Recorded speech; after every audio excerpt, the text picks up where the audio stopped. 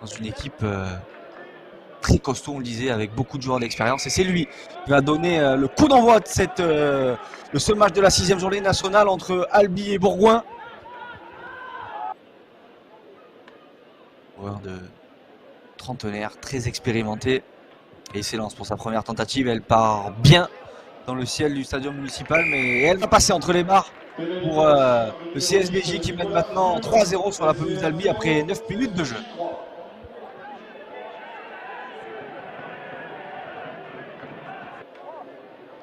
C'est plutôt Enzo Merzoka d'ailleurs, puisqu'ils ont permuté les deux ailiers albigeois. On a vu Marzoka être sur l'aile droite, être retourné d'ailleurs par la défense agressive des Bergaliens, alors que l'international italien Lucas Perangio, le numéro 14, va vraisemblablement occuper le couloir gauche, contrairement à ce que leur numéro dans le dos indique. Toujours est-il que cette première pénalité pour les albigeois va être tentée par Benjamin Péot à moins de 10 mètres en face des poteaux. Ça devrait être une formalité pour l'ancien ouvreur de Soyons-Angoulême. Et ça passe entre les barres pour lui d'ailleurs, qui permet à son équipe de recoller au score 3 partout.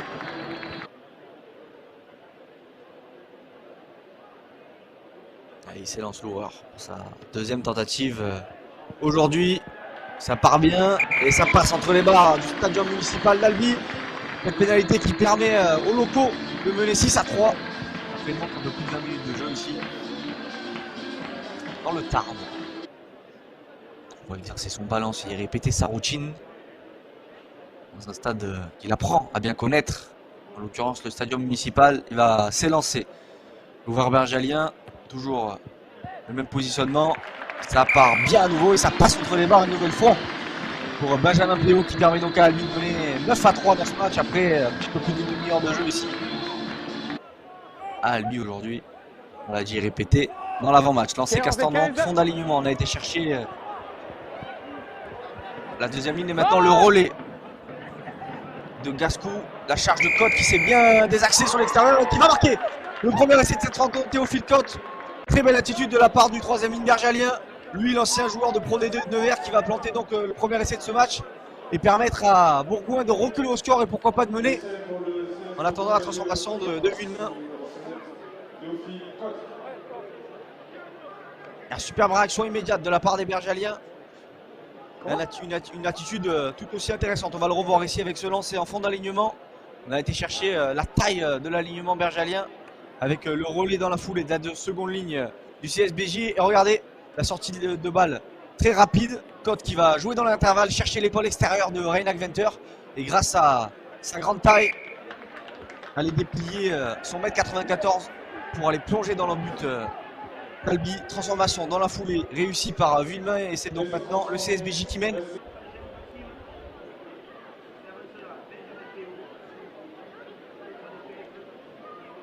Environ 26 mètres excentré sur la droite.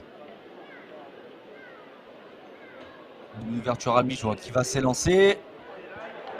C'est bien brossé, mais ça passe entre les barres d'ailleurs à nouveau pour l'ouvreur albigeois qui réussit donc ce quatrième coup de pied dans cette rencontre et qui permet à son équipe tarnaise de repasser le vent 12-10 dans ce match après 45 minutes de jeu.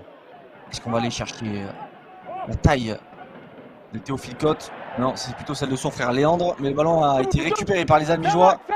Ont bien lu l'annonce faite par les bergaliens. Ce ballon pour Esside maintenant. Qui a malgré tout réussi à l'attraper, même si la passe n'était pas très bonne. Et la pénalité jouée vite par Marzoka qui va se faire la main tout seul, comme un grand.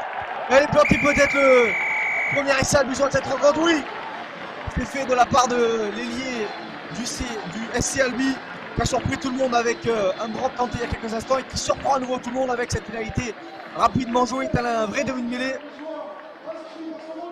et qui va planter donc le premier essai albigeois et permettre à son équipe de creuser le score 17-10 maintenant en attendant la transformation de Benjamin Péot. Une superbe initiative vraiment de la part de l'ailier albigeois qu'on avait vu un petit peu contrer en première période, mais qui depuis le retour des vestiaires semble vraiment en confiance. On a revu là, on va revoir du moins sa filouterie avec cette pénalité rapidement jouée, tel un vrai demi-mêlée, comme le faisait souvent Rory Cocotte d'ailleurs. Il a dû prendre un coup à la tête sur sa dernière prise de balle. qui a beaucoup donné aujourd'hui. Et la transformation de PO maintenant. Est-ce qu'elle va passer entre les barres? Oui, c'est fait. 100% toujours pour l'ouvreur du SC Albi qui permet donc à sa formation de mener maintenant 19-10. Ils ont tout de suite remis la main sur le ballon. Mise en difficulté la défense albigeoise. Et qui vont peut-être réduire l'écart de 6 points. Il y a le pied de Villemain, c'est fait. Pénalité réussie par l'ouvreur du CSBJ qui recolle à 19-13 maintenant. Ils vont prendre la mêlée, est-ce qu'ils vont la jouer à la main, est-ce qu'ils vont aller en touche, ils vont prendre les points même.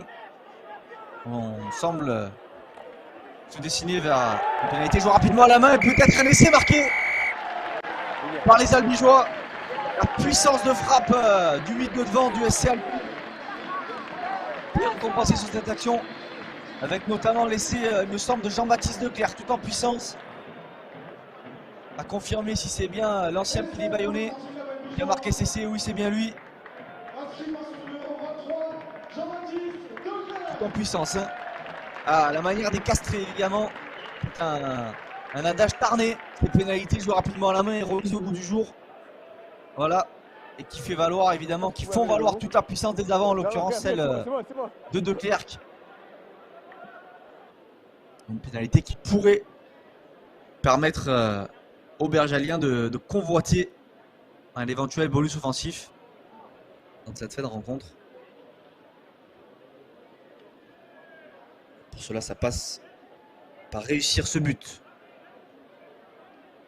Pour Nicolas Villemain, il s'élance, l'horreur bergalien. Elle est belle cette pénalité, elle passe entre les barres pour lui. Voilà Villemain qui réduit l'écart 24-16 entre Albi et Bourgoin après 71 minutes de jeu ici sur la pelouse du stadium municipal d'Albi. Ils en ont à nouveau l'occasion, les Tarnais, avec cette pénalité qui a été offerte sur un plateau à Benjamin Péot, qui va s'élancer dans quelques instants. C'est parti pour l'ouvreur des jaunes et noirs. C'est bien brossé, ça passe entre les barres. Albi qui retrouve 11 points d'avance. Reculez, monsieur. Et au courage, ils l'ont fait. Les hommes de Macho Bonello qui donc vont en touche vers le pied de Péot. Ici, à la fin de ce match, victoire donc du SC Albi aujourd'hui, 27-7 face au CS Bourgoin-Jallieu. Dans ce choc de la 6e journée nationale, une rencontre qui sera vraiment décantée dans cette seconde période, qui nous aura offert beaucoup plus de jeux, des essais surtout.